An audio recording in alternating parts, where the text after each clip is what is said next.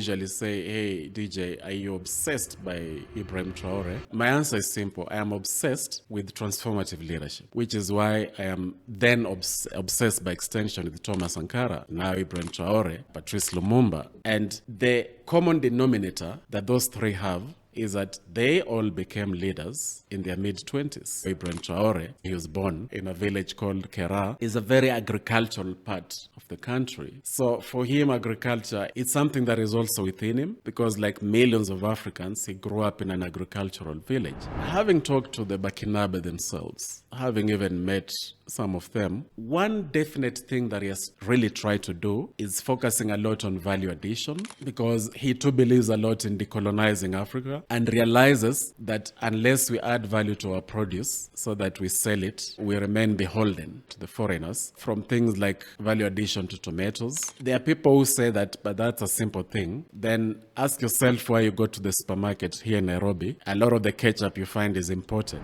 The African Union, just like the United Nations, needs a complete overhaul. In its current formation, the African Union cannot be truly responsive to the present-day needs of Africa. The African Union must become more of an organized movement and not a bureaucratic body. The Organization of African Unity, which was there in the early 1960s when African countries started gaining independence, was actually arguably a bit more effective. The African Union is no longer responsive to the contemporary needs of Africa. Whether it is the war, whether it is a famine, you would be hard-pressed to find something that the African Union has successfully worked on.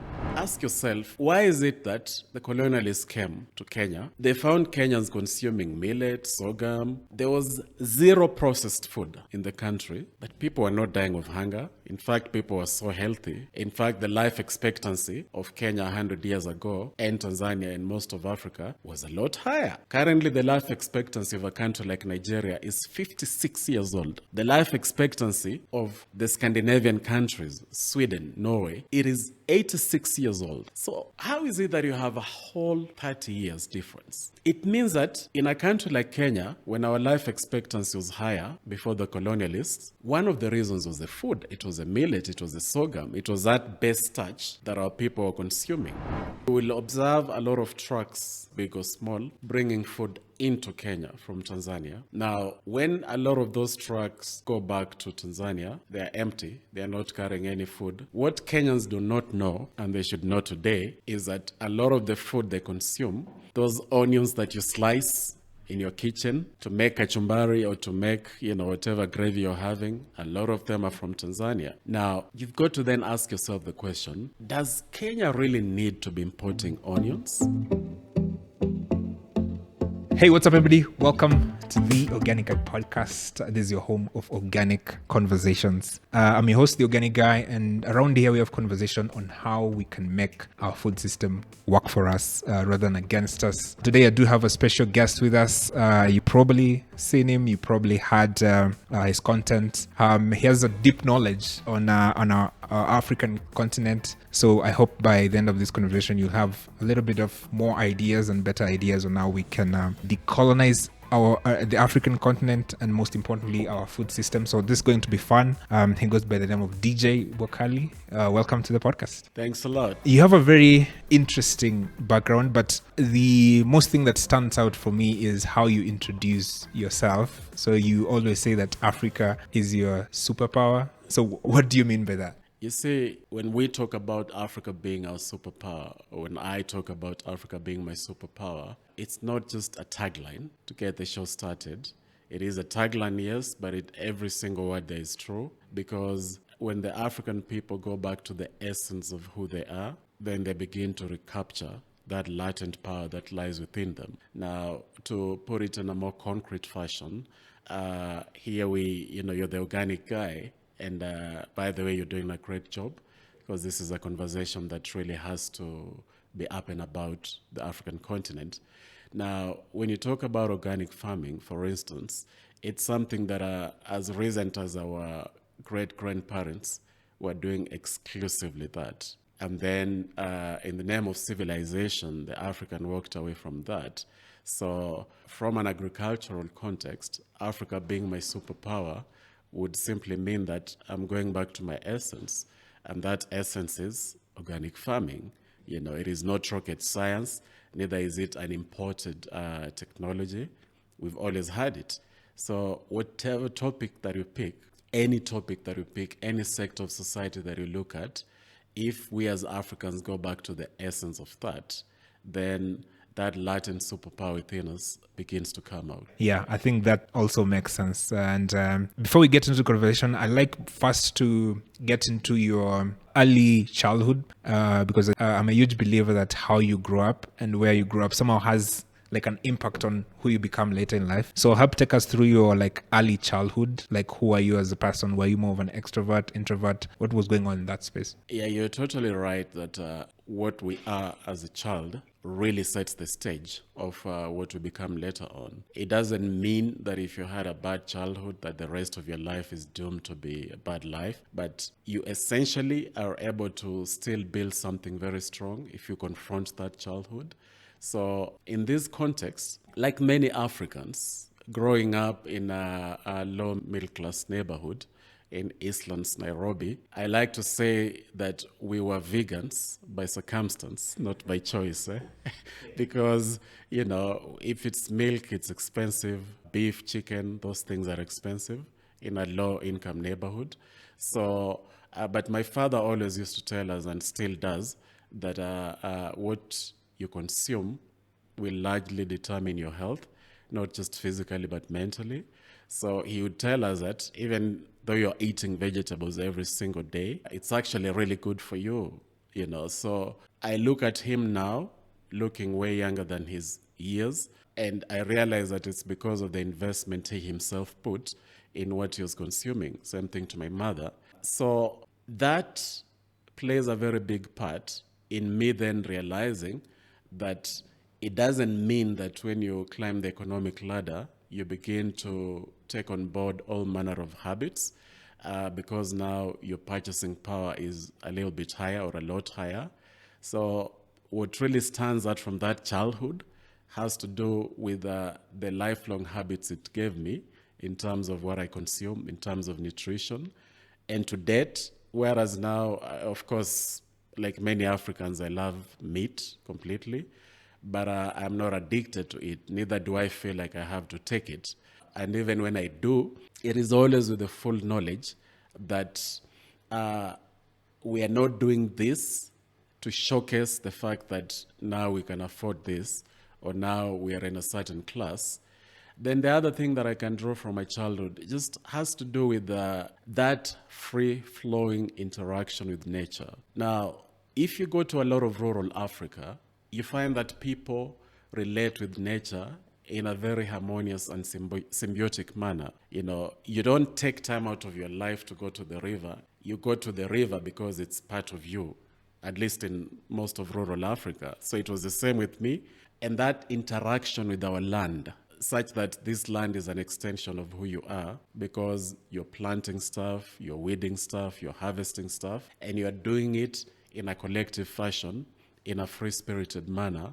So I think even my eventual work in the environment sector was really informed by that childhood where you regard nature as an extension of you and not as something that you can retreat into once in a while. Yeah, that's powerful because where you grew up doesn't have to be like capture you like this is now what you have to be, but somehow in some shape or forms informs who you become later through either values or some of the things that you saw when you were growing up. Some of the most interesting question I always have is, it's been 60 years from a Kenyan perspective and from an African perspective since we get independence. Why is it that we are in 2025 now and we can't feed a lot of our people? That has to be one of the most critical questions that needs to be addressed, not just at the university level, but at the policy level, in the corridors of power. Because to the extent that we don't ask that question frequently and honestly and dig up powerful answers, revolutionary answers, accurate answers, we continue repeating the same mistakes that leave us in this food insecurity, and even at a worse level, that strip away our food sovereignty. And the direct answer to that is because we went away to our initial food systems. You mentioned the word food systems when you started. Let's just retrace our steps a little bit. And I actually urge everybody watching and everybody listening that look for your oldest relative, if you're African. Look for your oldest living relative, and then ask them about their childhood and the food systems that were in place. One of the things that you'll begin to discover is that a lot of these people during their childhood, including my own grandparents, they didn't have to purchase food. That's the starting point, meaning that they were not reliant on external economic forces for their stomachs to be filled, for the food systems to be replenished. So we've got to ask the question, how do we increasingly go back to two things? Number one, as much as possible, not having to purchase most of the food that you consume. Because when we talk about stuff like the ultra-processed food, for example, this morning, if somebody had cereals and another person in the village had sweet potatoes, this one who had cereals, this food on the table had to travel for a very long distance. It had to cross the Atlantic Ocean. It had to cross so many countries to reach your plate. Now, no disrespect to your food, what you're consuming, but I'm just explaining that there's one African in scenario A who simply went to the farm, picked the sweet potato, and consumed it. There's another African in scenario B who had to consume food that was purchased from a supermarket that had to be imported from overseas. Now, this person who had to consume food imported must ask the question, how can I increasingly go back to where my grandfather was? Or even better, lest people accuse us of saying that, we keep saying, let's go back to the past.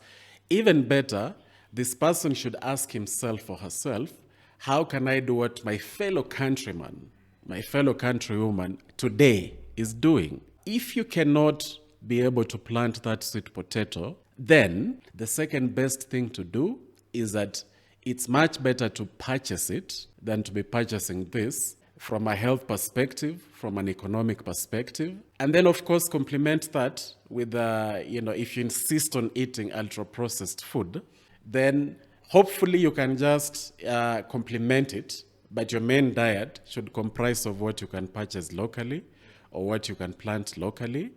Now, having said that, you see, those are household habits. We've got to ask the question, what policy intervention can be put in place to actualize this, to make this easier?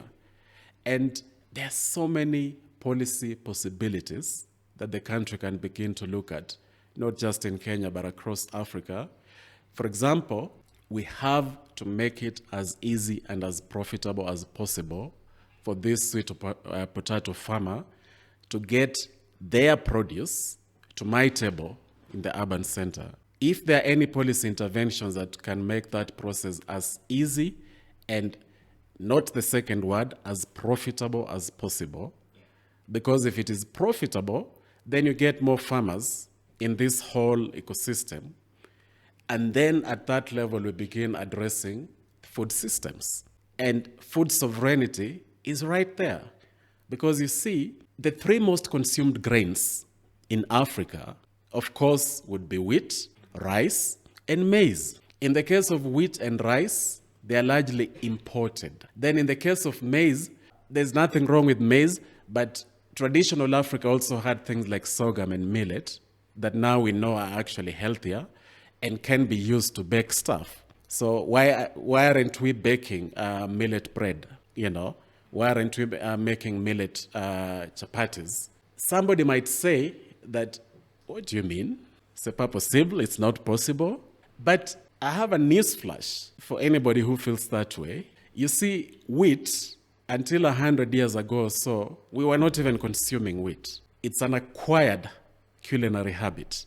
So in the same way that we acquired that, we can also acquire a culinary habit of consuming baked millet produce. it's possible, but then there has to be a policy intervention so that maybe we've got to give a lot of tax incentives. We have to give a lot of earning incentives, not just to our farmers, but even to the small businesses, those bakers that are all over Nairobi. If they begin to realize that there's a reward attached to my being able to bake millet bread, then hopefully you get more and more people doing it. And hopefully, inshallah, if we have this podcast again 10 years from now, then maybe we will do so as we devour some millet bread because we love it, not because we're trying to make a statement. Yeah, I mean, there are so many different nuggets that I've gotten from your conversation. So what I'm getting is that there have to be like a system, like all of us, from consumers, from policymakers, from farmers, have to be on the same pot in terms of making sure that we create an environment where the farmers want to grow this food, consumers actually want to buy these foods, and also the policymakers, the government, creates a really good environment and a good policy perspective for them to be able to thrive in that particular environment. I think that's the best way going forward. You mentioned the thing about food sovereignty, and it's something I've seen you talk in the past. So what is the difference then between food sovereignty and then food security? Yeah, great question. And it's also important for, again, every African to understand the difference, because when you're talking about food security, and I'll explain in a non-technical manner, even share an anecdote or two, so that people can realize we already have this or we already had this. Because if you're looking at food security, it is purely the ability of a nation to feed the people, wherever that food is coming from. So if you're saying that Kenya is food secure, for example, Brian, yet what Kenya is largely consuming is imported wheat. So if somebody in Umoja Estate and Lavington Estate and Kibra, every morning they are consuming mandazi, and a sizable percentage of the wheat used to bake to make this mandazi is from Ukraine and Russia, yes, they are food secure because they are able to eat and their bellies are full. You know, they are not starving, there's no famine. But as we witnessed, the moment there was that war between Ukraine and Russia, I think we all know by now that the wheat supply in Africa was severely affected. And to date, the country and the continent has not fully recovered. You know, there are still gaps because the wheat that we used to import, a large percentage is no longer coming in. So yes, we had food security. Yes, in your household and in my household and millions of others across the continent, you know, the statisticians would say that we are food secure. But in reality, we don't have food sovereignty. Now, this brings me to food sovereignty, which in a nutshell, this guy who is consuming sweet potatoes for breakfast and then consuming African leafy vegetables for lunch from their farm, and then for dinner, consuming rice that was produced locally, whether it is Mwea, maybe this person is in central Kenya region, or Ahero, the western region. Now that's somebody who is embodying food sovereignty because they do not care from a nutrition perspective, from a food perspective. They are not affected by that Russia-Ukraine war, whereas millions of others are affected. So those who are not affected, now that's food sovereignty, if they are not affected. But those who are affected, even though they have 3 meals a day, that may be food security, but it's not food sovereignty. And the thing with food security is it becomes extremely addictive at a macro level, which is why to date, Kenya continues to import huge, massive percentages of rice. Yet when you go to the rice producing places here in Kenya, the farmers are not getting optimal returns from the rice. The farmers are able to produce a lot more rice. I remember, Brian, some 2 months ago, I went to Narok and we met wheat farmers there with their wheat languishing in their stores because there had been mammoth imports of wheat, partly because of corruption, but also partly because we're so addicted to that notion and that fact that we have to import this wheat, you see.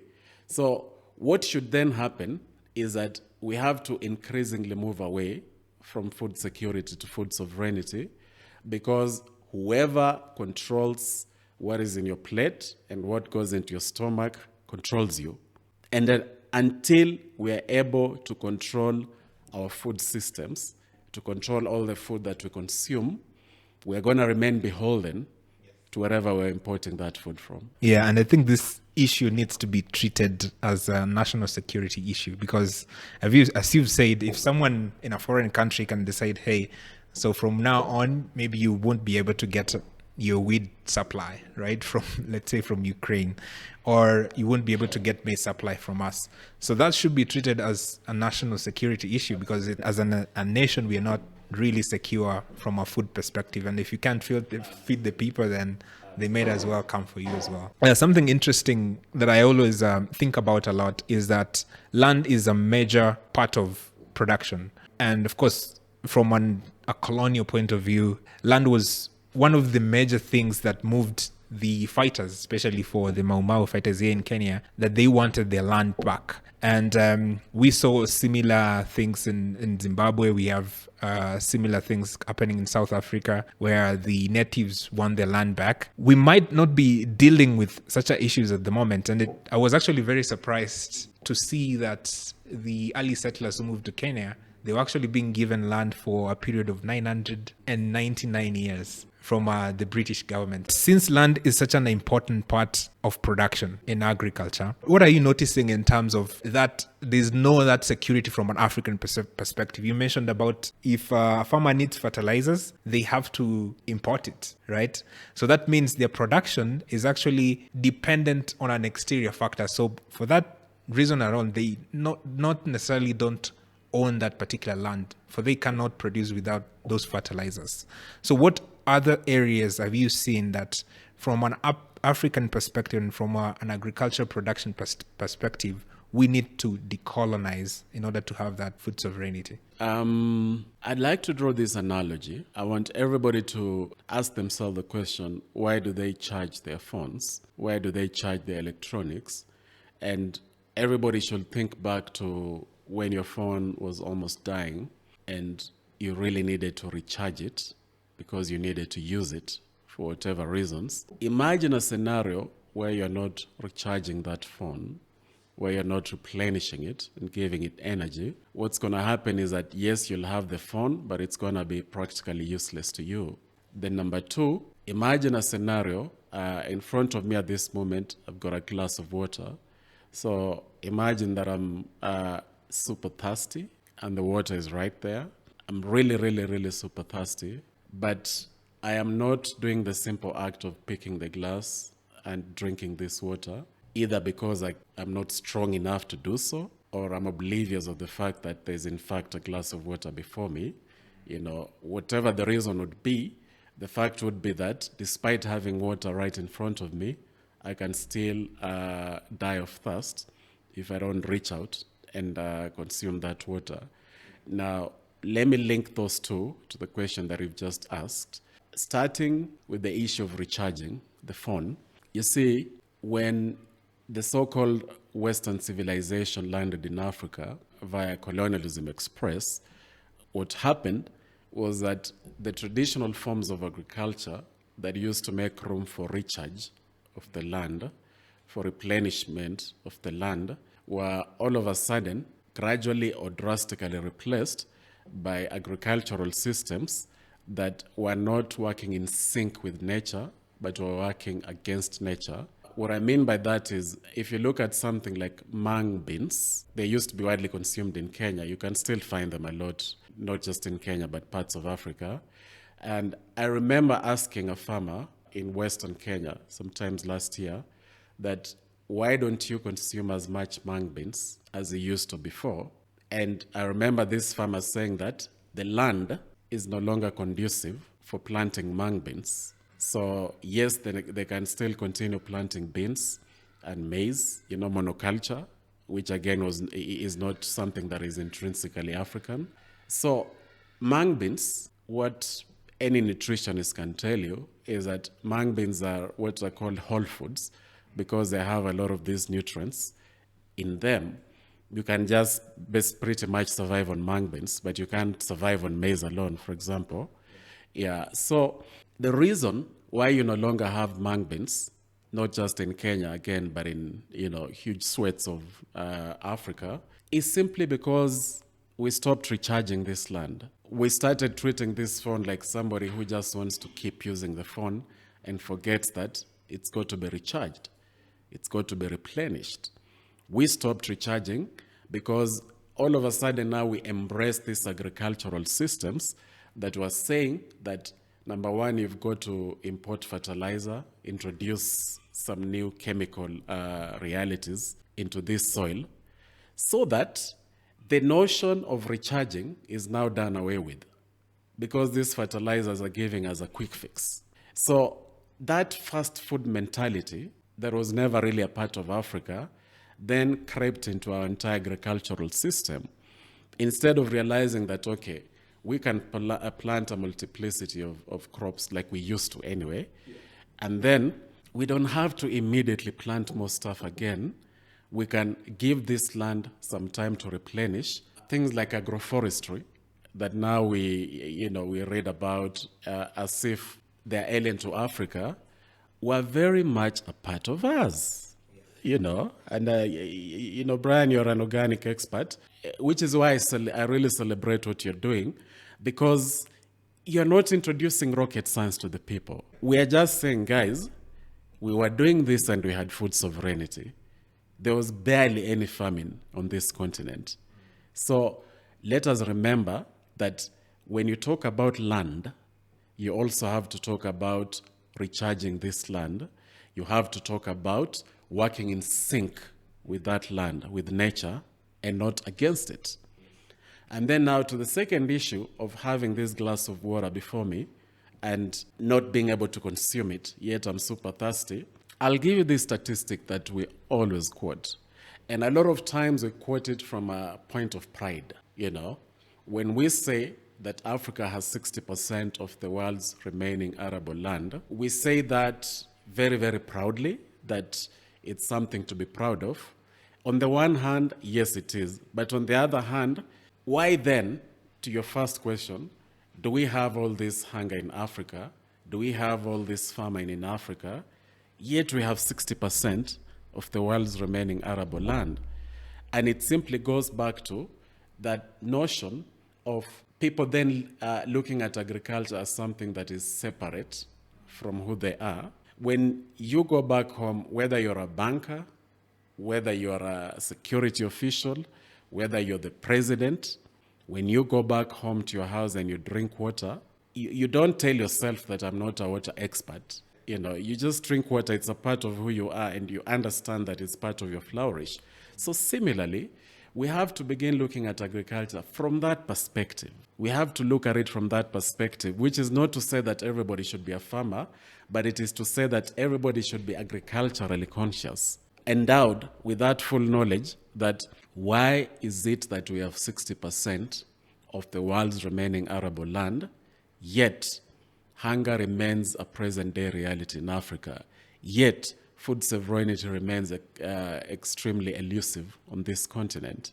And a direct answer I would give to that, because it's really something we can talk about for long, but a direct answer would be what I call CRE, the corrupt ruling elite that are across Africa usually downplay the possibility of optimizing agricultural output.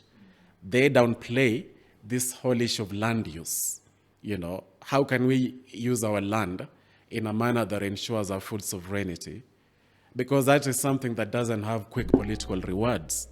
It's a lot easier to focus on a $10 billion highway project because the kickbacks from that are so many, than it is to address agricultural issues that are going to affect hundreds of millions of smallholder farmers, because there are barely any quick kickbacks there, you see. So Africans must make this an electoral issue. This year in 2025, when Tanzania goes to the votes, Mama Suluhu Hassan should in all honesty answer the question, why is it that Tanzania itself is actually one of the main culprits? I remember last year when I was traveling through Tanzania, being absolutely amazed at the sheer size of that country. You know, if you think Kenya is big, just go to Tanzania, and being saddened, really being saddened, Brian, how sometimes you travel through huge swaths of land that have absolutely nothing. Now, if that was because they are recharging, it's okay. But it's not that. It's just that this is idle land that either the government is clueless on what to do with it, or they're not willing to put in the time and the resources it takes to then turn Tanzania into a basket. So the people of Tanzania must make that an electoral issue. In 2027, the people of Kenya must also make it an electoral issue that why is it that you have huge parts of Kenya, semi-arid land, where cassava can actually flourish, where a number of crops, including African rice, you know, there's the Asian rice and African rice. So African rice can actually do well in a fairly semi-arid region. So the people of Kenya should ask all the leading presidential contenders, what are the policy proposals that you want to put in place? And if we elevate the conversation to that level, then these people would have to take directives from the electorate in whom sovereign power is vested. I'm glad you brought in the issue of Tanzania and Kenya, because it's something I always try to compare. If you look at when we got independence from a Kenyan perspective and a Tanzanian perspective, Kenya, if you were to put it in a blanket, our first president, if you may, Jomo Kenyatta, went into what you could call the capitalistic sort of mindset, right? So it was more of we are going into the British system where we want to bring a lot more investors in the country, and then they can invest on what we have. And then Mwalimu went into what he called African socialism, the Ujamaa way of sort of bringing people together so that they can work, and then everything they get, they can also eat together. From your perspective, then, what is the do we have to choose in terms of capitalism versus socialism, or is there a system that Africans can actually choose to better sort of give them better results? Because these systems, it seems that they are not working for either of the two parties. You know, if you go to Namanga, for those who don't know Namanga, that's the border town between Kenya and Tanzania.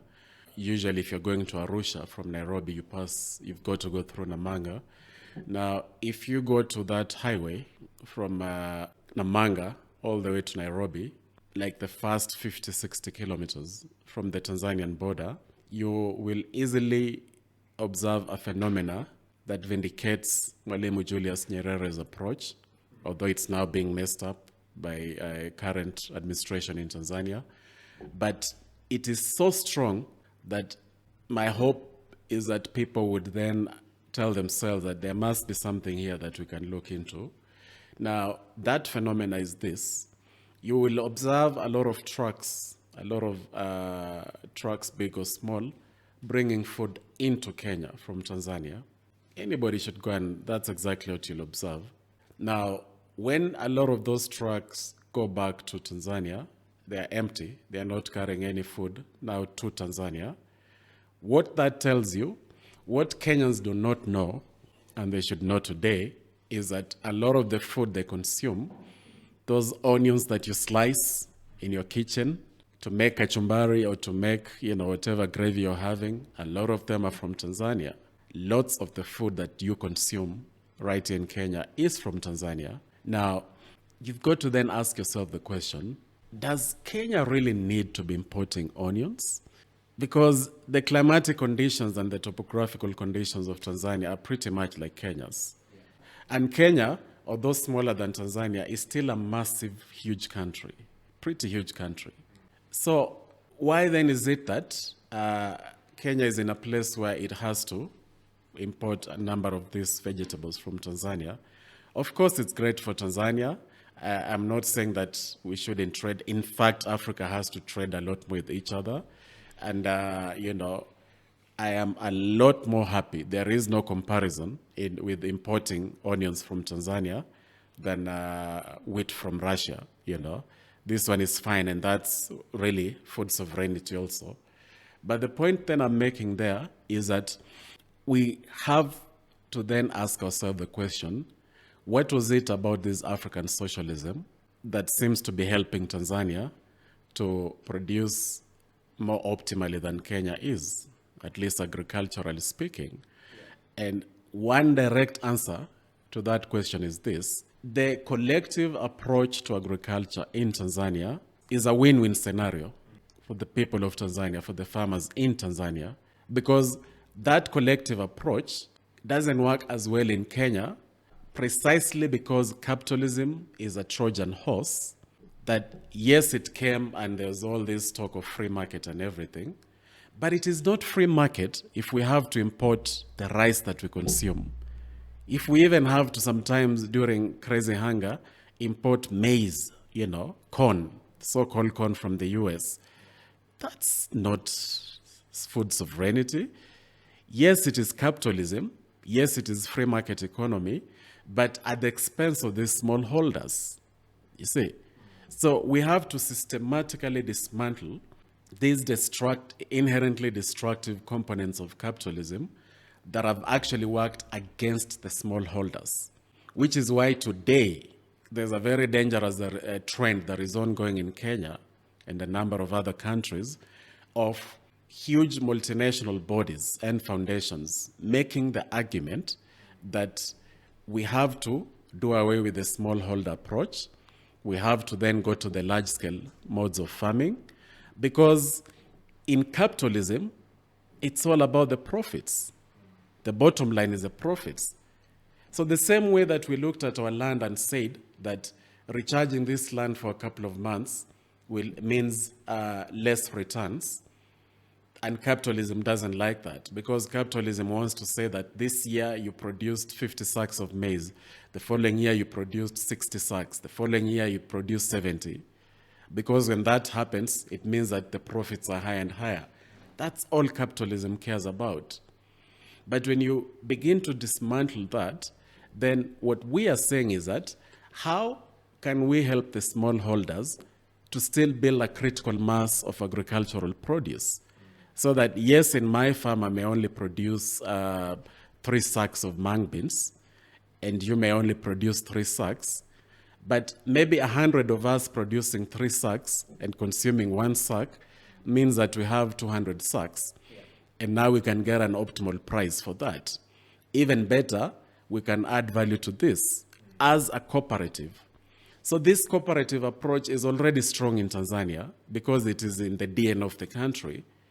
And they have to build on that a lot, because the warning signal that we can give Tanzania is if they continue fleeing from that foundation in the name of more profits, then they'll simply begin having more and more food security at the expense of food sovereignty, and even that food security will creep towards food insecurity. You see? So we really need to have that conversation, and we must agitate for policies that look at the smallholder farmer in this country, on this continent, as a king and as a queen. Because after all, majority of Africans are fed by smallholders. Yeah, we are not fed by any large farms, but by these smallholders. We just have to help them to have a more cooperative approach when it comes to optimal produce, so that if they're increasingly also earning decent livelihoods from this farming, simply because we took greater control of our food system, then it's a win-win. Yeah, it's definitely a win-win. And one of the most thought thing about the Ujamaa system, it's the citizens of Tanzania are more coherent. Like, they have less tribalism, if you may, in Tanzania than we do in Kenya. And that is mostly attributed to the fact that Mwalimu was very direct in saying, hey, we are just humans. The topic of just tribalism needs to be on the back foot. So I think that from that perspective also helped them a lot. And you can see Tanzania, if you look from the outside, it's more cohesive and less tribalism than what we have in Kenya. Let's talk about decolonizing our food system. One of the things that a lot of people may not know is that actually maize, I think you mentioned a little bit, is is not indigenous to Kenya. So can you like give us a little bit of history here? Like give us an overview. How did we as Kenyan, as African continent, become so dependent in maize? I'd like everybody watching or listening to just pause and write the word sovereignty, literally write it down, and just focus on that word sovereignty for a second.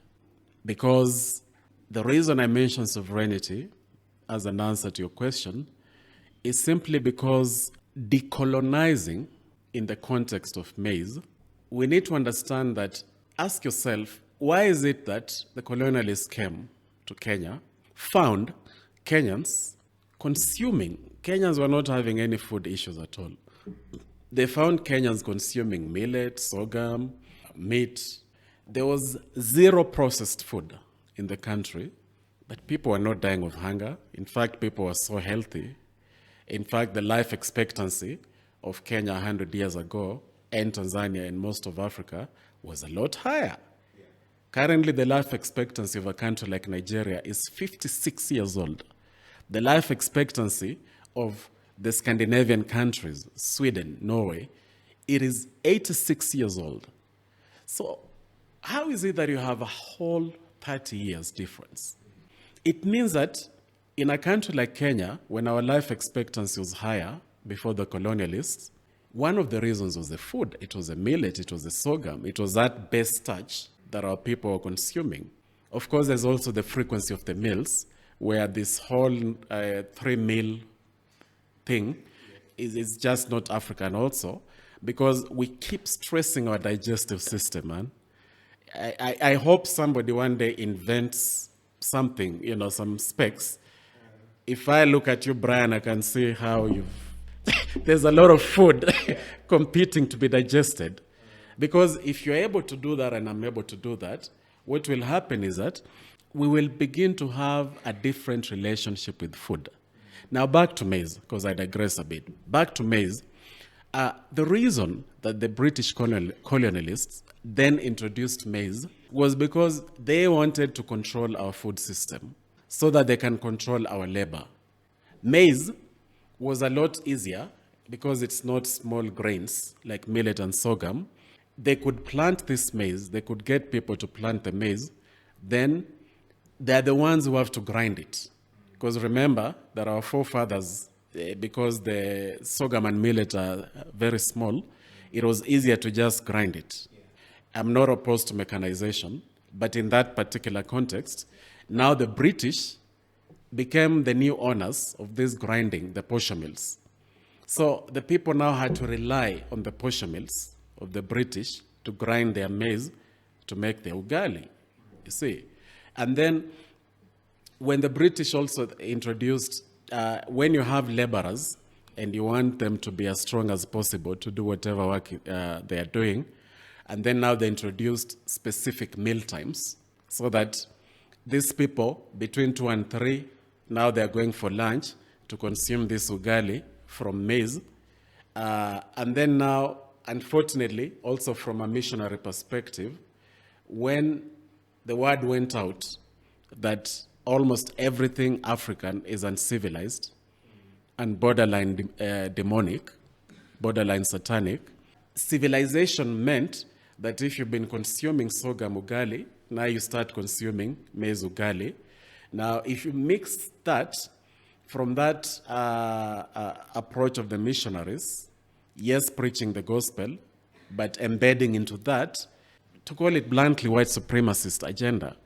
Because if what you're giving me as a white person is a lot more superior than what I'm consuming, and that's your message, then that's a white supremacist agenda.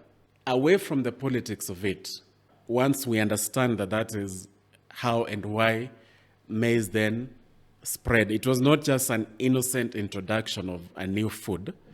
It's not like food exchange, that now they have given us maize, and now we are telling them, okay, take our sorghum and millet. It wasn't that at all.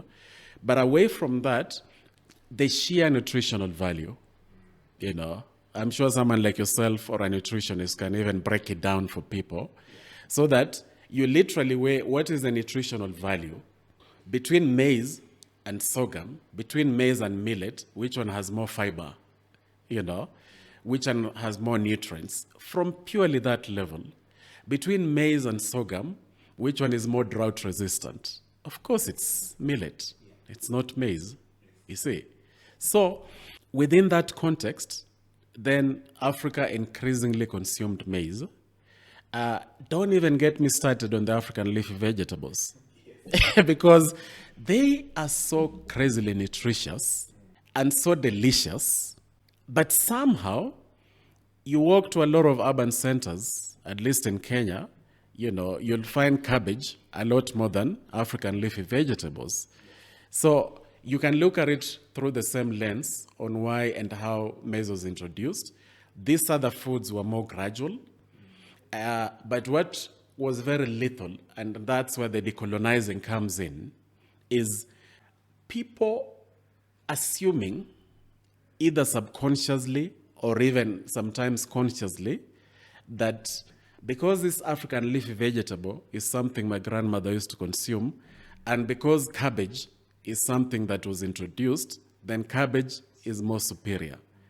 Because as long as we still have that psyche, you will continue walking to Kenyan households and you'll continue finding that African leafy vegetables are barely anywhere to be seen. There's just a fringe, on the margins of the society. That's where you find people who have mainstreamed that. So I'm not talking about the occasional once a month or twice a month consumption, but we have to mainstream it because it is along a similar wavelength like the maize. Yeah, definitely. And I think it's something us as consumers, we need to look more into. The nutritional values is very, very important, because one of the reasons why we eat food actually is because we need to get nutrients, right? So I think nowadays the equation has been sort of turned upside down. It's more of energy. We are eating because we need energy. No, we're eating because our body requires nutrients. Then after the nutrients, the body has taken the nutrients, then energy available from the food, then we can actually use it for our daily usage. So I think if we approach from that perspective, then it becomes a little bit easier. And it's worrying to see that a lot more young people are not consuming these foods, our local and indigenous foods. As you said, you walk into any urban centers now, we have a lot of international food courts, right? Like KFCs are now in Kenya selling their highly processed foods.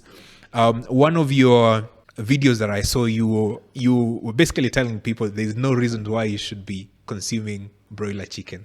Why is that? First of all, speaking to men, just the African man, if you're a man, listen up. It's very important what you're about to hear.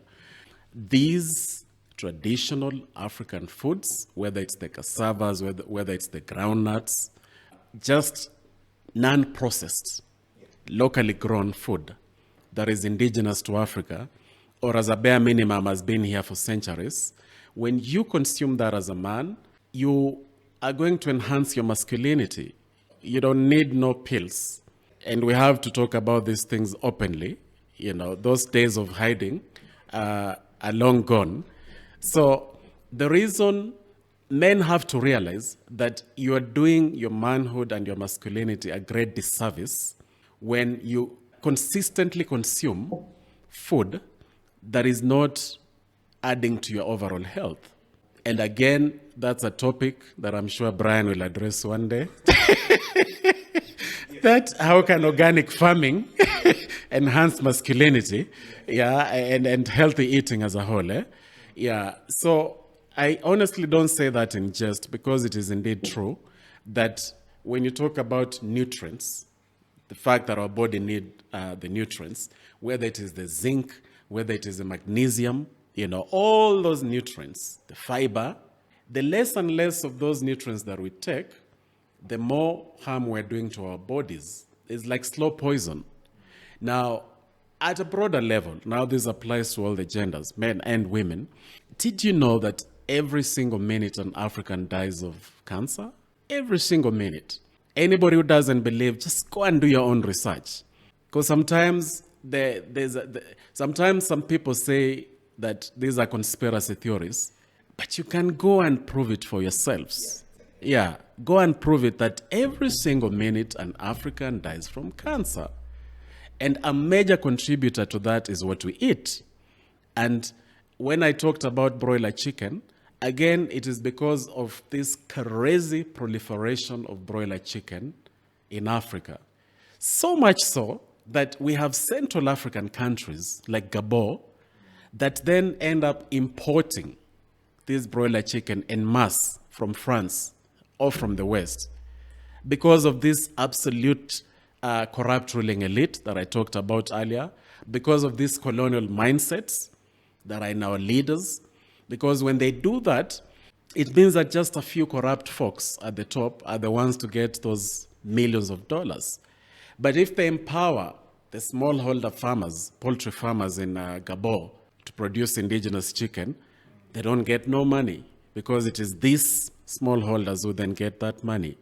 So the reason I spoke really passionately on that issue of broiler chicken is because, again, it is now widely accepted that if you are in the middle class, then you must consume chicken regularly. And the convenience thing, the fast food mentality, man, Africans have to get rid of this fast food mentality. And when I say fast food mentality, of course, I just don't mean the fast food that you consume, but this issue of convenience, you want to make this food as fast as possible, and that's what broiler does. You can buy the broiler, go to your house, put it on the cooker, grab a shower. By the time you're done with the shower and with applying lotion and stuff, it's ready. And you celebrate that because you have no time. Yet maybe it's dinner, it's in the evening, you know. What are you rushing? Exactly what are you rushing towards? So a lot of people are not consuming broiler because it's healthier, but simply because it's just more convenient and it's also cheaper. So we have to ask the question, and this one I will not even give an answer, but people need to dig for themselves. Is there then any linkage between this broiler chicken and some of these diseases, like the data that I've just shared now? When this chicken, which by the way, some grow as fast as 3 weeks and it's ready, ask yourself, is that natural? Is that how God intended chicken to grow? And if your answer is yes, all power to you, continue consuming it. But if you'll have the honesty of realizing that no, this is being speeded up so that the profits can be as high as possible at my expense, then hopefully, if you can dig up yourself, whoever is watching or listening, hopefully you will tell yourself that, wait a minute, I don't have to go this direction. Yeah, and it's now up to them, right? So we are in the age of information. You can literally Google stuff if you want to get the information, or you can chat GPT it, and then it can give you all the information you need. And I think now we've lived through like the age of information since the early 2000s. And what I've realized, more information doesn't necessarily reflect like people are going to get better, because now it leaves the action part. Like you have to be at the lead. You have to be at the core of, hey, this is what I've found and this is what I want to do now moving forward. So the impulse, like that ability, hey, this is what I want for my life, has to come from the person themselves after all this information has been shared as well. One of the other areas that I think a lot of people need to talk about is the issue of what you call market apartheid.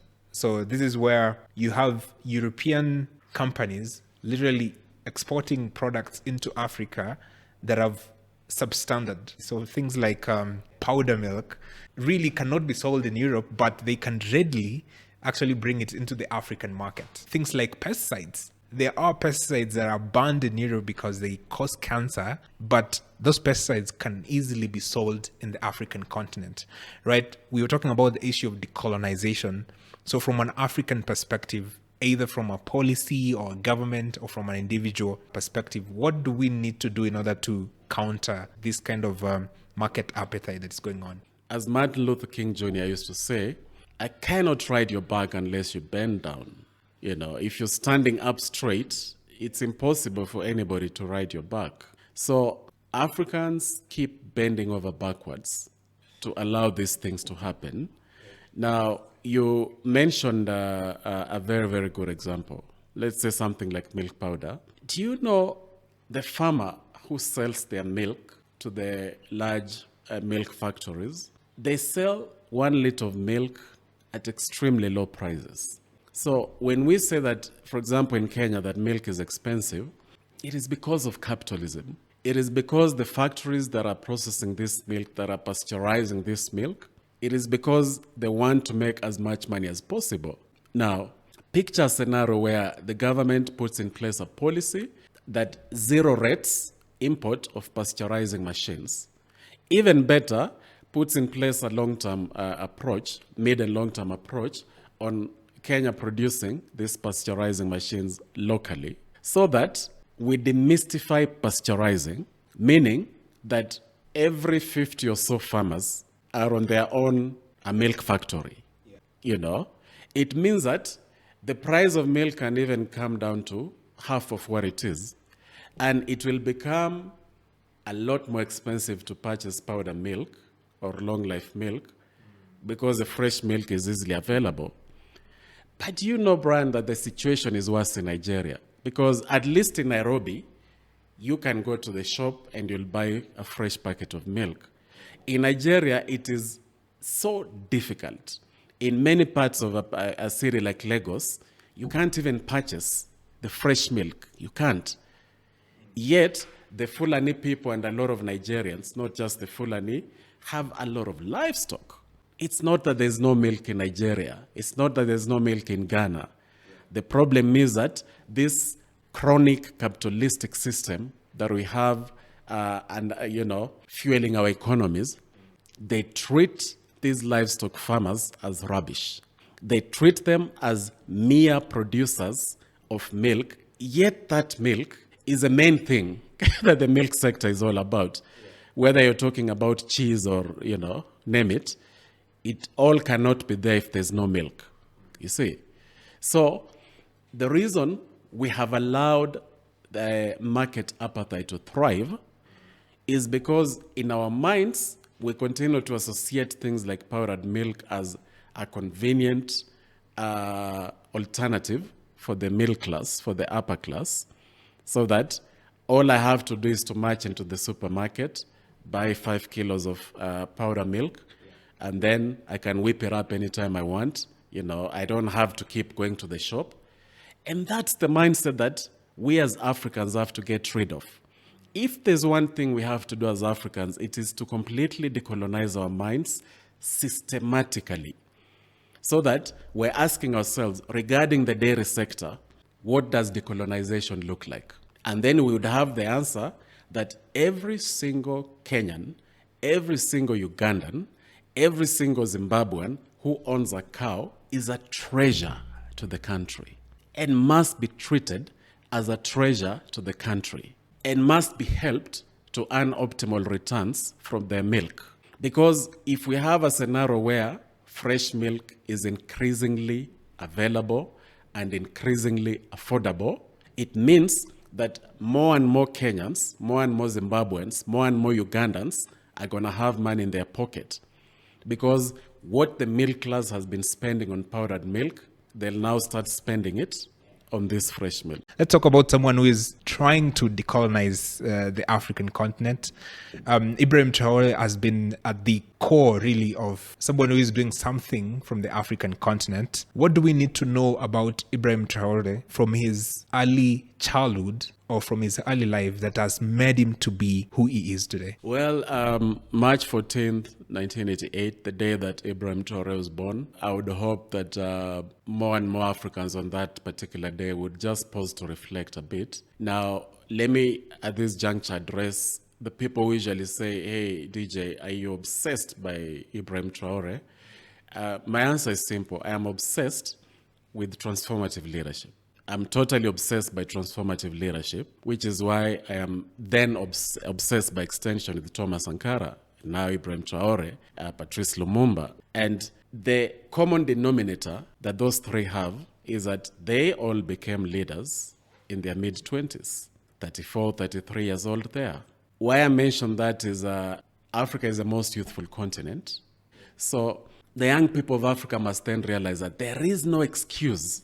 There is no excuse. Like in Kenya, Kenyans can no longer blame Odinga. They can no longer blame Musyoka. You have to look in the mirror, especially if you're young, and then blame yourself. Because if 2027 reaches, and then Kenyans again vote for more of the same, yet the youth of Kenya are the most populous. The biggest electoral bloc in the country, in Kenya, is the youth.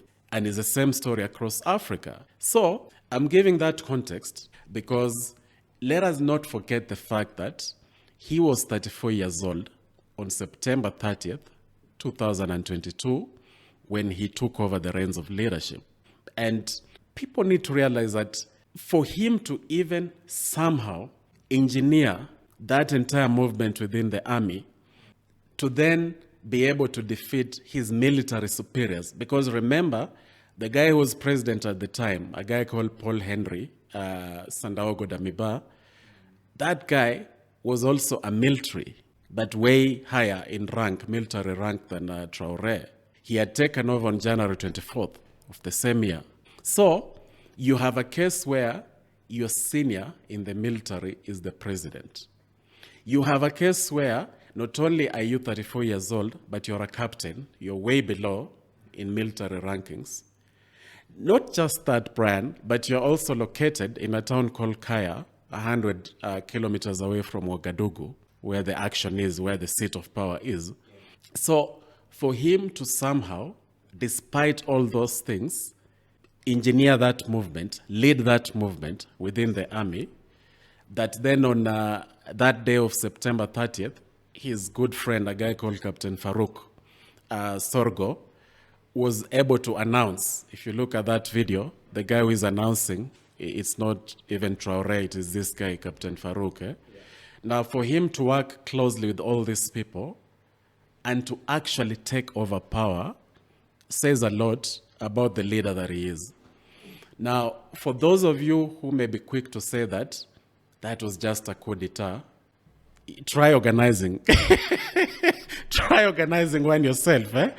Yeah, that's when you'll realize that if you don't lose your life instantly, because by the way, the Constitution of Kenya is very clear on how a president should be replaced. Yeah. So for the record, I am not saying on the Organic Guys podcast that Kenyans should organize a coup. No, we're only saying that it was not easy for Traore to do what he did. And we are then saying that one of the inspirations that Kenyans should draw from that is what I call a ballot revolution. Kenyans have to ensure that come 2027, they also have a ballot revolution that the Constitution allows. Because after 5 years, this duration that the president is in office, Kenyans should realize that the same way that Traore, young as he was able to organize this massive movement that delivered presidency to his bosom that day, that you too, however young you are, however old you are, as long as you're going to decolonize your mind, you too can organize yourselves in such a manner that come election day, the kind of leaders, all the way from the president to the members of county assemblies, in the 1,450 wards in Kenya, there's no reason why they should not be transformative leaders. And that is what I'm obsessed with. So, if you're a Kenyan and you're watching this, you should ask yourself, do you want to do what Traore did and put yourself up to be elected as president of Kenya? That is a constitutional means of doing it. And if not, who are you going to support? Because if you'll just perpetuate this perennial support for the same old guard, that they're basically cut from the same cloth, then, you're part of the problem. There are people who are now saying that if he's that popular, why doesn't he call for elections? And the answer to you is that nearly half of Burkina Faso is under the control of jihadists.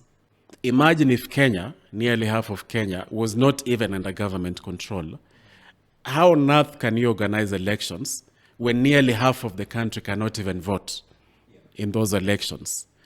Now, if you go ahead and pose the question, but he took over claiming that he was going to get rid of this insecurity and the jihadists, 2 years down the road he hasn't done that, you need to realize that there was a time, Brian, when the United States of America was supporting Osama bin Laden, the Mujahideen in Afghanistan. They were supporting him because the Mujahideen was fighting against the Soviets at the time. And why I remind people that is, those jihadists that you're seeing, they are not just fighting for themselves. They also have support behind the scenes. And history has already shown that there have been times when the West has supported the jihadists of that time because of ulterior political reasons, ulterior economic reasons. So if Traore is essentially, if Burkina Faso, Mali, and Niger are essentially fighting puppets, yes, these jihadists have their own grievances, but if also part of that is that they are becoming puppets to another agenda, then how on earth is he supposed to beat that? You see? So Africa must smell the coffee and answer the question, how can we stand with Burkina Faso? Even if you don't like Traore, how can we stand with the people of Burkina Faso, the people of Niger, the people of Mali, so that they can once and for all root out this jihadist tumor that is really leaving them in a very disadvantaged state. Yeah, and I think that's a very important point because it's usually complex than what we see on the ground, like what is presented in the news. So I think from that perspective, most people don't know that there is actually a war happening, like half of the country that is against Traore. From an achievement point of view and from an agricultural point of view, what has impressed you most? What has Traore done that has impressed you most that is helping his people? Having talked to the Burkinabe themselves, having even met some of them, we need to understand that, number one, imagine a scenario, Brian, in your house. Let's say that, you're about to have dinner and violent robbers come and they're knocking down at your door. Imagine then me calling you and accusing you that, why aren't you finishing making dinner, Because at that time, survival demands that you handle these people who are trying to storm into your house.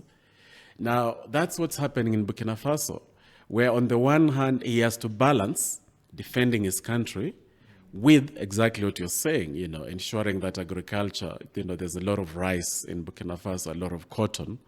The western part of Burkina Faso, where he was born, a region called Bondokouy, is a very agricultural part of the country. So for him, agriculture is not just, it's something that is also within him, because like millions of Africans, he grew up in an agricultural village. One definite thing that he has really tried to do, actually two, would be mechanizing farming so that people can get the most from their labor. It is from that philosophical standpoint that if I will spend only 1 hour to do what would have taken me 50 hours to do, then that is productivity. And notice though that he's mechanizing farming for the smallholders. He's really done a lot from acquiring subsidized tractors, from helping these farmers to use these tractors so that their productivity can be optimized. That's number one. The second thing that the Burkinabe government is currently doing is focusing a lot on value addition, because he too believes a lot in decolonizing Africa and realizes that unless we add value to our produce so that we sell it in a manner that gives us the most returns, we remain beholden to the folks out there, to the foreigners.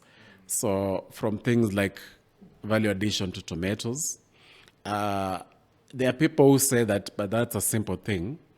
Then ask yourself why you go to the supermarket here in Nairobi. A lot of the ketchup you find is imported. Yeah, exactly.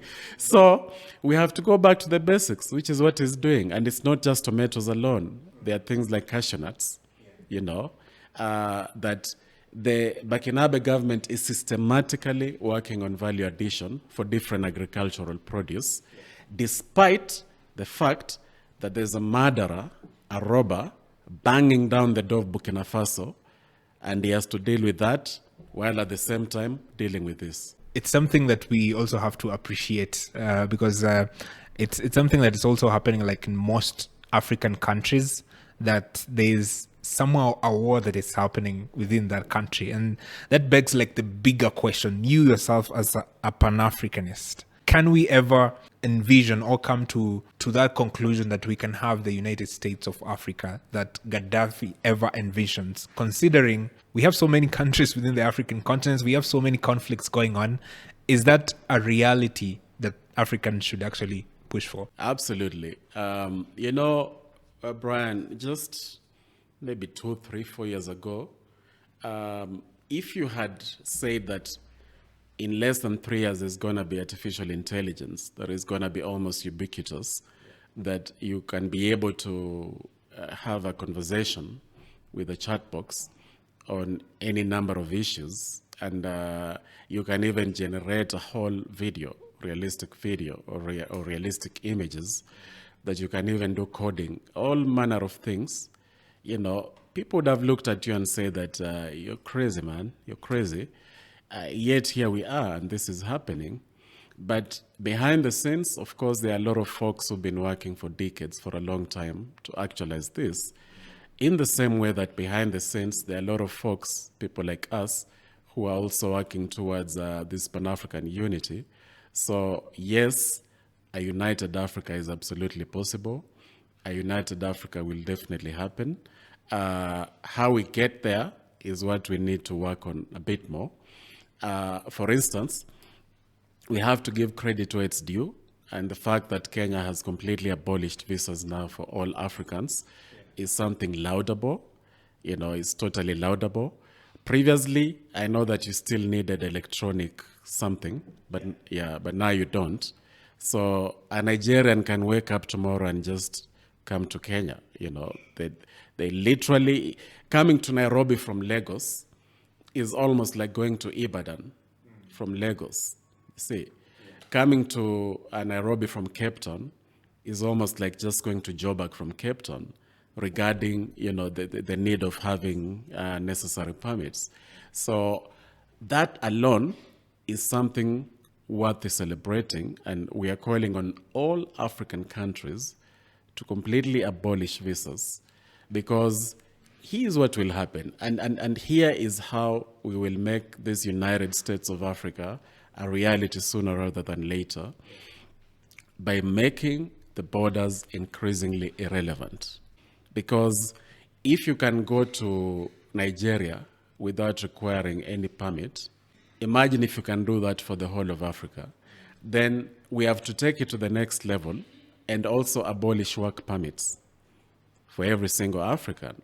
So that if you want to go and for a year do podcasting in Zambia, you just do that. Nobody's going to ask you, where is the permit?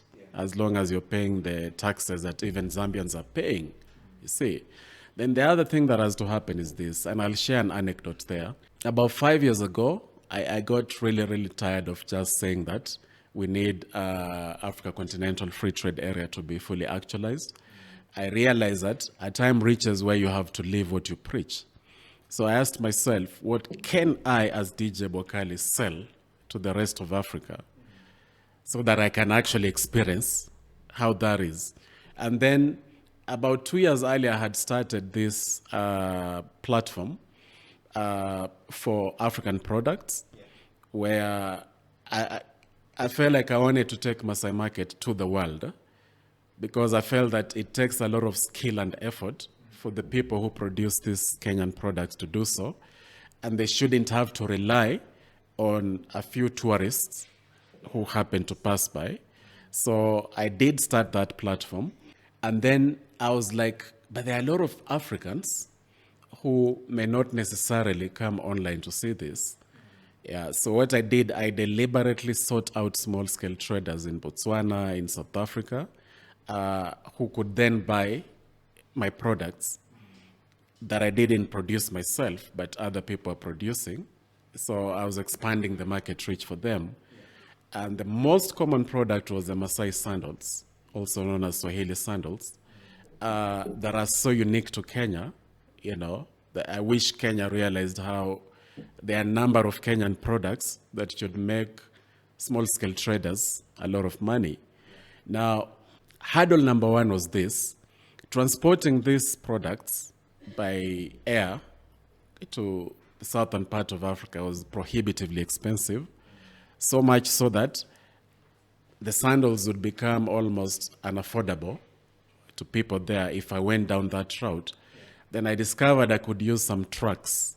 There are trucks that go from Nairobi all the way to South Africa, and wherever they pass, they can leave luggage. So those ones were a lot more affordable. And for almost a year, I experienced that. But then I also faced hurdles of tax, where sometimes these products would reach a given border and tax has to be paid. So the end consumer in South Africa, the end consumer in Botswana, is paying a lot more for these sandals, meaning that fewer people are buying them. So imagine now a scenario where all that is abolished. There are no taxes. The goods can move freely across the continent. If you want an agbada from Nigeria, you can easily get it and pay almost as much as what a Nigerian paid. The only addition is just the transportation. But if they transported 1,000 agbadas to Kenya, for those who don't know agbada, it would be those Nigerian wear. Yeah. So the point I'm making is that let us make it easy for Africans to move across Africa. Let us make it easy for goods to move across Africa. Because if we do so, and if we make it easy for African labor to move across Africa, if we address the issue of labor, the issue of goods, and the issue of people themselves, then it will almost not matter that you have a Kenyan passport, because you can easily show up in any African country and still have a life there. Now, the more that happens, Brian, the more Africans will begin to acknowledge and realize that why are we then spending all this money on all these presidents? You see, yeah, but it will be more spontaneous, because if we start with that political standpoint, then it's going to be a stillbirth. But if we start with these more manageable aspects, and people begin seeing that it is way more profitable to actually unite as Africa. It is not just a fringe Pan-Africanist thing by the likes of Bwakali or Brian, but it is much better for my own existence, my own productivity, if Africa is more united. And then at that level, we will begin having conversations of, okay, wait a minute, what about an all-Africa army? What if we had a super crazily powerful all-Africa army, that has the discipline of a professional army? All of a sudden, you're like, oops, the rapid support forces cannot just bully around people in Sudan. They cannot just commit genocide, because there's a huge deterrent, namely all-African army, you see. Then there's the issue that I've also talked about, and this will just blow your mind completely, because it shows you the dysfunction that we have. Way, way, way back, 1992, I believe it was, the mid-90s there, the Abuja Treaty came into force, saying that Africa should have an all-Africa currency. Now, if you've traveled across Africa, you've seen the utter stupidity, I can't think of a less polite term, of your Kenya shillings being completely valueless in most of the other African countries. You see, why do you have to change your Kenya shillings to a US dollar and then to a South African rand or to whichever other currency? You see, so as we address these issues that will unite us more, the matter of currency will then become an electoral issue. In fact, I am now challenging Tanzania again, because they're the ones who have elections this year. So we will keep hammering this, that how about Mama Suluhu and the leaders in Tanzania, how about you put that as a referendum question? That do the people of Tanzania want an all-Africa currency or not? It's a simple yes or no, you see. Because if they say yes, and 2027 Kenya says yes, it becomes an electoral issue that puts political pressure on all the leaders to simply actualize it, because it already came into force, It already came into force. So yes, a united Africa is possible. A United States of Africa is possible. And what we have to do to already actualize the benefits, optimize the returns of a united Africa, more united Africa, is taking these steps that I've talked about.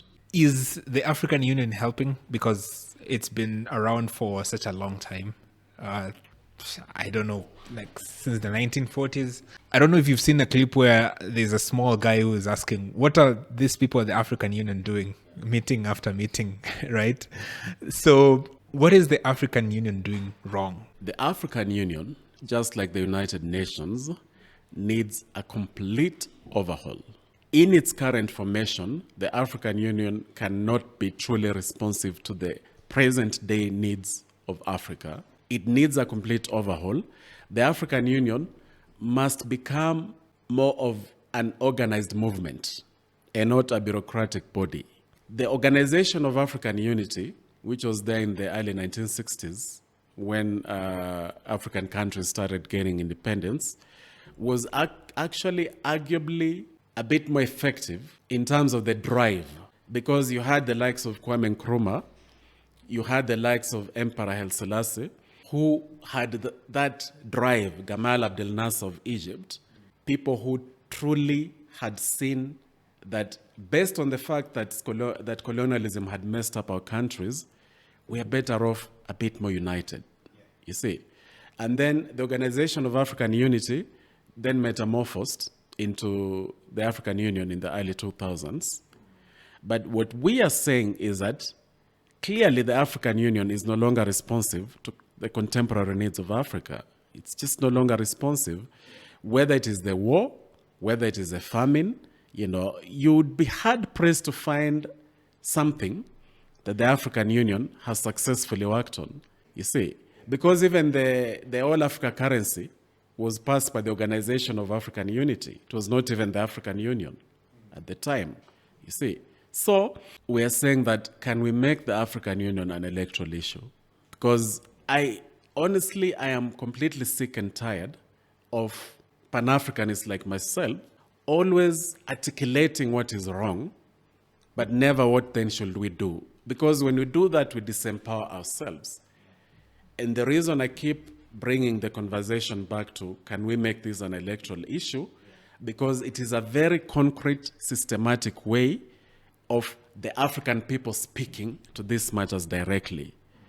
Because you know very well that politicians respond to electoral issues. That's like the meat and bread of politicians. So if Africans across the board are saying that the African Union is just not effective, if that is captured in a referendum, then it will have to be reformed. Because if it is not reformed drastically, I'm not just talking about panel beating, but drastically, what will happen is that we are going to then invest a lot of our energies in the Alliance of Sahel states. We are then the one that is between Burkina Faso, Mali, and Niger. We are then going to tell them, can you remove the word Sahelian states? Can you just say Alliance of African States? And can we begin having Africans themselves buying into that? But we're still giving the African Union time, but their time is running out. It's running out quickly because we need results, right? Yeah. So I'm not sure what your take on this, because even before we get into like the modern state of democracy, before the settlers came into Africa didn't really have democracy, right? We lived within us tribal.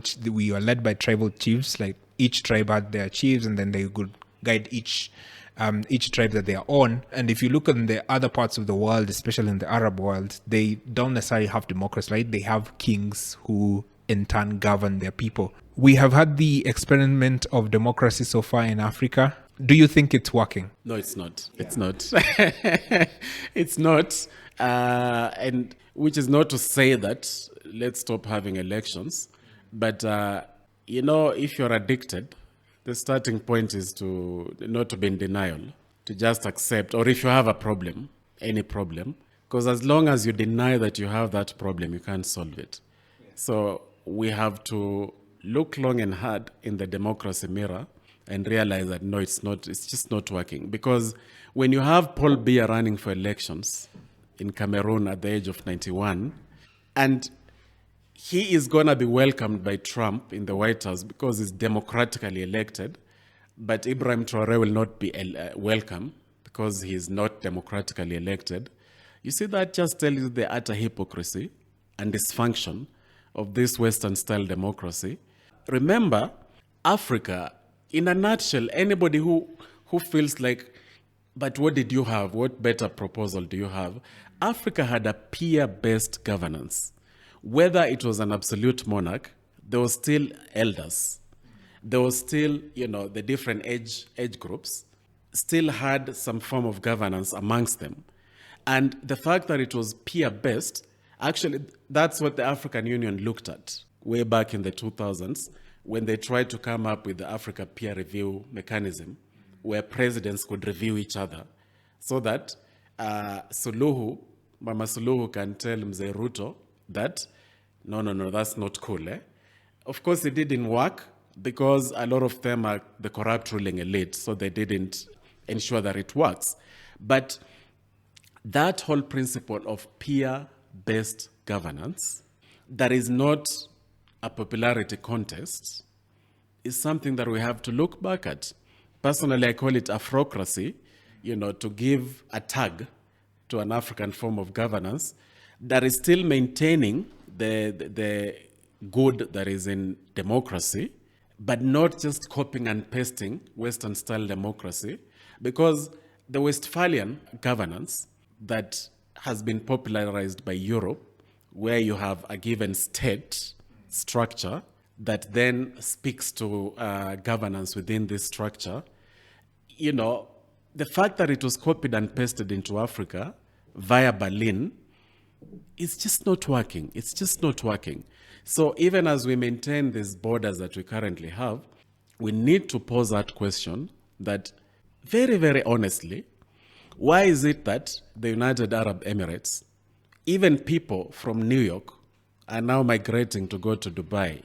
Why is it that Saudi Arabia, building that billion-dollar city in the desert, Donald Trump himself had to take a pilgrimage to Saudi Arabia, to the Gulf states, because that's where the money is. Yet those are absolute monarchs, you see. So you just can't have a scenario where they look at Africa and say that you people must have democracy that looks like this or like that.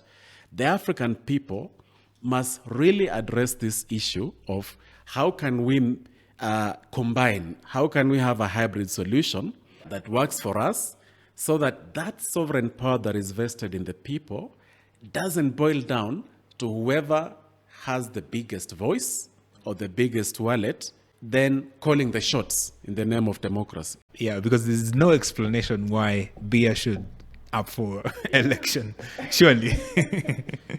Yeah, so because I always try to understand, like, what is the motivation?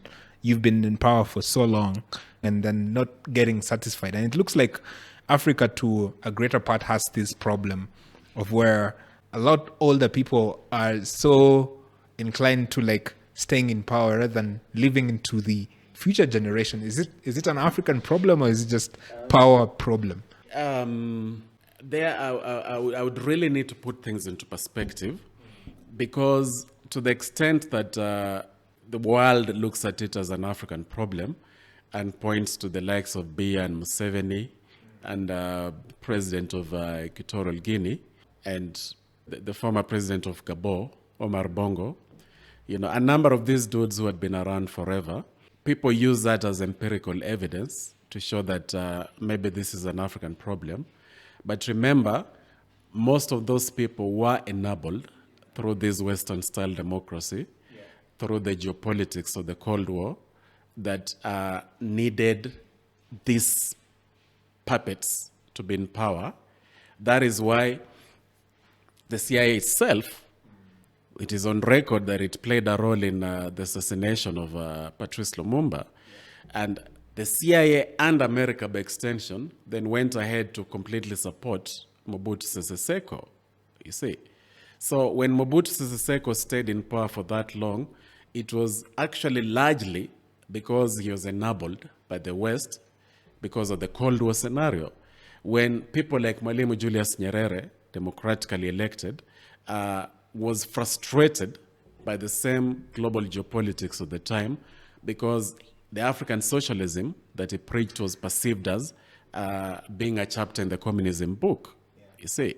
So imagine if Mwalimu Julius Nyerere had not been interfered with, had not been suppressed globally like he was, and if that experiment of African socialism had then completely risen head and shoulder above all other forms of governance, of course other African countries would have followed similar footsteps.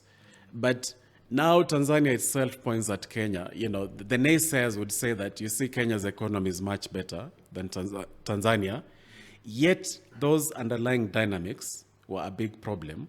So the issue is not the longevity of reign per se, because even Xi Jinping is now becoming, you know, quite a long-serving. They have changed the law in China to just allow him to go on forever.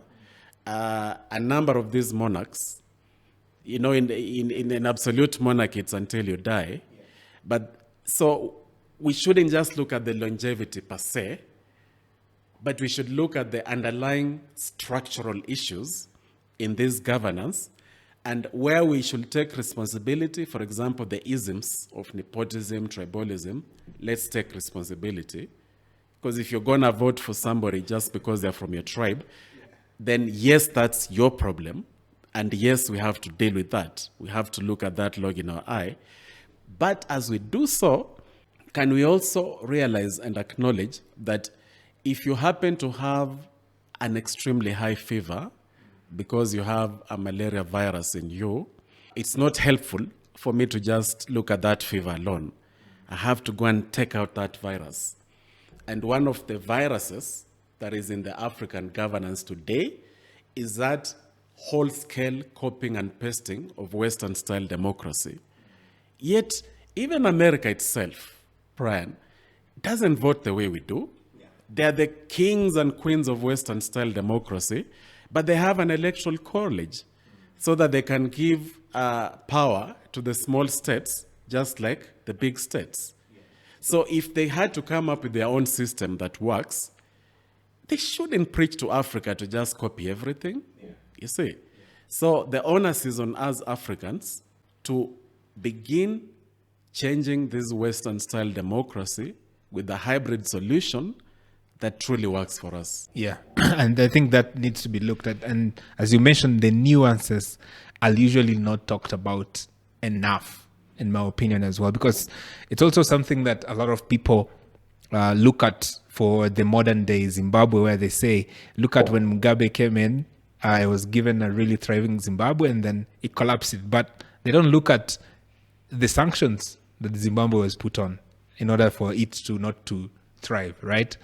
So there's more nuances than it meets the eye, and I think a lot more people will be really served if they actually take that into consideration as well before they put everything into a blanket. So as we finish, I have to ask you about Thomas Sankara. I know you're a huge admirer of his. What about him do you like most? And what about him do you wish the young people of the African continent can really adopt? Oh, yes. I absolutely celebrate Thomas Sankara, primarily because he was a pragmatic revolutionary. He was not just an idealistic revolutionary. And there's a big difference there. One of the dangers of being an idealistic revolutionary is you then live in a utopian world and you do not translate the vision in your mind to the reality on the ground. But Thomas Sankara was a pragmatic revolutionary, and I'll give you two examples. Thomas Sankara, he changed the feudal system of land. We talked about land earlier. Burkina Faso had this situation as is still the case in countries like Kenya, where there were like these feudal lords who owned massive tracts of land, either because they were really connected to the French colonizers, or they just, in a very corrupt way, took advantage of the existing political dynamics. So Thomas Sankara faced that head on and made land much more available to the smallholders in Burkina Faso. And when he did that, even before his assassination, the agricultural productivity had really increased in the country. Thomas Sankara also went out of his way to find qualified Burkinabe to work as ministers. He was totally opposed to nepotism, and cronyism also. He totally went out of his way to find the best and brightest Burkinabe to then work alongside him to realize his policies. I'm an environmentalist myself, not in the African sense, but also in the technical sense. And Thomas Sankara, way before Wangari Maathai put environmentalism and governance on the map as two sides of the same coin, Thomas Sankara had done it when he spearheaded a whole movement of tree planting, tree growing in Burkina Faso. Not just planting a tree for the sake of photo ops, but literally ensuring that this tree grows to maturity. He did that way before, Brian, way before this issue of gender equality and gender equity was rightfully being addressed globally. Thomas Sankara was doing it in Burkina Faso. He talked about that famous quote of his that I can hear the loud roar of women's silence, to speak to the fact that he understood that there was a measure of suppression when it came to women. There was a measure of stifling and strangling, their progress. And he addressed that head on. He didn't hide behind tradition or anything. One of his biggest contributions that people are forgetting, and we have to bring it back, is the debt issue, man. Thomas Sankara made it so clear that debt is simply a new way of neocolonialism, which is still the case.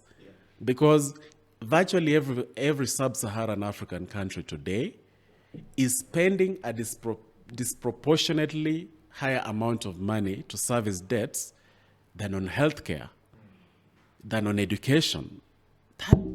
That can't work. It just can't work. And Thomas Sankara had brought that issue to the fore. He had brought it to the fore, and he did a great job in articulating why the debt issue was messing up Africa. And he was advocating for the same thing I'm advocating for today. Let's just not pay those debts. It's as simple as that. If the Moody's rating systems and all these Wall Street rating systems then rate us very poorly, let them rate the entire Africa as poorly. You see? Because we just can't have a scenario where these odious debts, which are debts that were borrowed without your permission, without my permission, yet it's the taxpayers' money that we're talking about here. So those are just a few pillars of Thomas Sankara's not just rhetoric, but policies and governance that are so critical, and we have to look back to that. Yeah, it's powerful. I mean, I have had the privilege to look some of his work. I urge everybody who has the time to go and read his biography and his beliefs and what he stood for. I think it will be motivational to a lot of us, especially for us as young people in the African continent as well.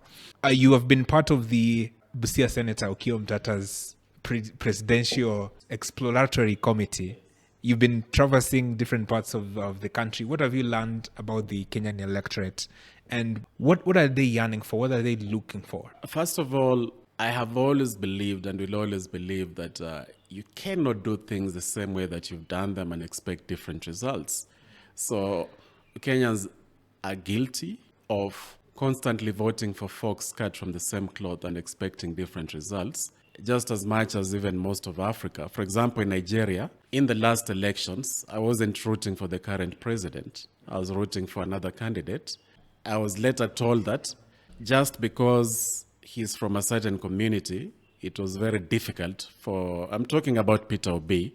Now, I am not privy to the machinations and nuances of Nigerian politics, but I have to say that as a non-Nigerian, it seemed to me that he had the modesty that is completely absent from the corrupt ruling elite, and that is not fake.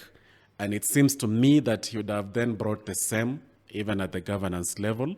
I understand that locally within Nigeria, maybe his community was a disadvantage, amongst many other things, you see.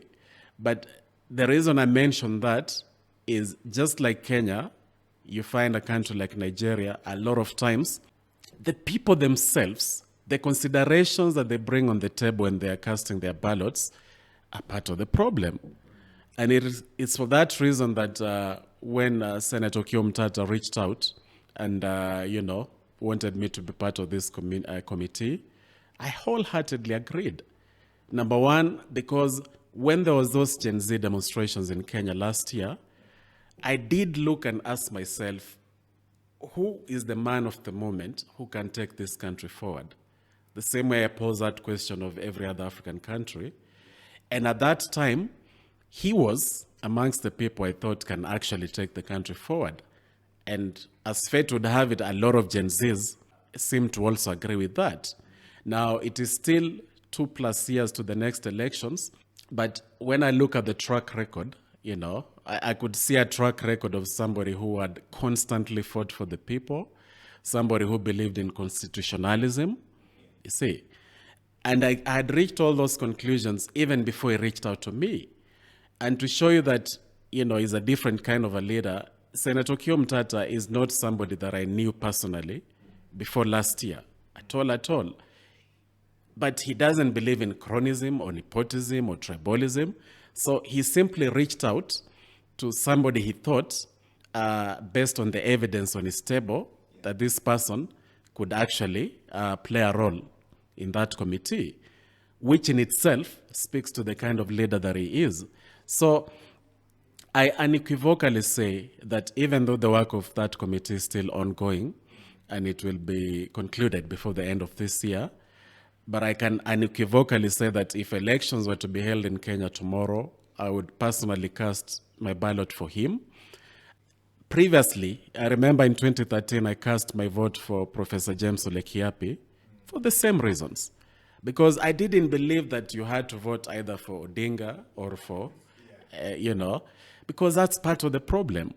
And I really, really, really urge all Kenyans that irrespective of who you're thinking to vote for today, just ask yourself the question, if this person that you want to vote for is cut from the same cloth, is this person that you want to vote for simply part of the same corrupt ruling elite?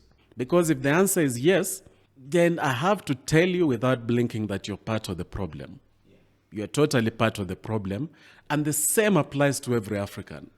In Nigeria, when you go to the ballots, if you cannot see an alternative that you feel that this is then the person I'll vote for, then put yourself up there. Yeah, and I think that's the level of accountability we need from young people. I don't know. It always seems to say you can't, at least from our Kenyan constitution, I think you can't run until you're 35 or something. But that should not be a hindrance for young people to actually want to be part of other electoral positions, whether it's an MCA or an MP or just a representative of the people. You want to have that opportunity so that you can grow your political influence as well. So looking forward to that report and see what comes out of it. Finally, as we finish, you wear so many hats: writer, journalist, environmentalist, Pan-Africanist. When all is said and done, what do you want people to remember you for? You see, the Pan-Africanist is not what I do, it's just who I am. And I would want that example to shine bright to all Africans, that you can also move from looking at Africa as something that you do and just look at Africa as who you are. Look at the fact that you're African, and back to what I always say, then tap into your African superpower. I really want, if there's one takeaway that people should take from both my words and life, it's actually that within you there's an African superpower that you can tap into. Now, you can break that down into a lot more smaller pieces and more concrete action points. But what matters is you just having the realization that you're enough. As an African, you truly are enough, because the truth of the matter is that in this current generation, we have a huge percentage of Africans, they may not voice it, but a huge percentage of Africans feel like they would rather be on another continent, whether it is the Gulf states or whether it is Europe or America. And I don't begrudge them for that, because even those who are not there, it is because of lack of opportunity. There's a reason the green card applications are in millions every single year. So the problem is not in going there, because I firmly believe that when God created this earth, he gave every human being a right to live wherever they want on this earth, to travel wherever they want on this earth. So the problem is not in living in wherever you want to live on this earth, but the problem is in having a mindset that looks as Africa as not enough, as inferior, because we have to change that mindset and look at Africa as enough and realize that there's something called the African dream, that we should invest our time and energies in realizing the African dream that brings out our African superpower. You know, things like decent jobs. There's something called opportunity gap, where you find in Africa millions of graduates, man, who you even have a medical degree, you know. You've been in school for 5 to 7 years. Now, the doctor-patient ratio in Africa is dismal, completely dismal. So we need you, but you have unemployed doctors, you know. So there's that kind of opportunity gap that has to be addressed, which is why I also now really invest my energies on this governance issue, because NGOs will only take you so far. And Africa has been in this unfortunate place where we began to rely a lot on NGOs to do what the government should be doing. That's unacceptable. So can we work on this African superpower? And one of the best things that you can do to address that is by ensuring that governance at your national level moves away from those corrupt ruling elite. Yeah, I think that's powerful. That's that's something that each and every single one of us should aspire to be, or to empower other young people to look up to. So I really appreciate that. This is a segment where I call the rapid fire questions. So what I've done is I've prepared 10 questions for you. The idea is just to give quick answers to the questions. And hopefully from it, guys will be able to learn a little bit more about you, just in case it didn't come through the pod. Now I'm ready. Yep. So the first question is, what did you want to be when you grew up? I wanted to be a storyteller, so I'm doing exactly what I wanted to be. That's nice. If Africa could speak, what injustice would it cry out the loudest? The poverty, because it diminishes the worth and dignity of people when you do not know where your next meal will come from. Third question, which African historical figure would you have to have dinner with? I think we know this, but I can let you answer it. Hands down, Thomas Sankara. Fourth question, what daily habit grounds you in your purpose and keeps you going? Meditation and prayer. Meditation is listening to God. Prayer is you speaking to God. Nice. Fifth question, what's one myth about Africa do we urgently need to bury? That Africa is inferior. Sixth, if you could eat only one indigenous African dish for the rest of your life, what will it be? It would be the leafy vegetables. Seventh question, which book radically shifted how you see Africa? Clearly, Dr. Walter Rodney's How Europe Underdeveloped Africa. I urge everybody to read it. Eighth question, what African country do you dream of exploring? Ethiopia. Ninth, what quote do you carry with like a compass when the tough gets going? Africa is my superpower. Last question, if you could whisper one truth to your 18-year-old self, what would you say? You're enough. Just being African, you're enough. Well, that's enough for this podcast. It has been really a pleasure having you on the podcast. Thank you for being open to sharing your ideas and the experience that you had in life through all this time. So really appreciate it. Hopefully, this conversation will at least empower someone to look at Africa on a different perspective and to look at farming in a different perspective, really, on, how we can improve it and how we can make our food system work for us rather than against us. So I really appreciate for making time for the podcast. You're most welcome, and thank you so much for what you're doing. Let me seize this chance to conclude by asking people, go buy my book, Savannah Footprints, Wisdom Whispers from Historic African Leaders. It's right there in the description. Go buy it. And then finally, what you're doing is amazing, because as I told the offset, the day Africa addresses its food sovereignty, everything else falls into place. Yeah, and you recently started a YouTube, so you can just share, if someone wants to get in touch with you, just your social media handles and just your email. Yes, I have this YouTube channel called African Awakening. As the name suggests, it's really about this generation of Africans awakening, uniting, and then transforming the continent. It's at DJ Bwakali, just my name, that's DJ Bwakali. The same handle for Instagram and TikTok, where I also do a lot of short form videos. Yes. Yeah, very empowering, especially on social media, TikTok, Instagram. Really great follow for the latest take on what's happening in the African continent. So highly suggest that. All right. So till the next podcast, remember to be organic. Cheers.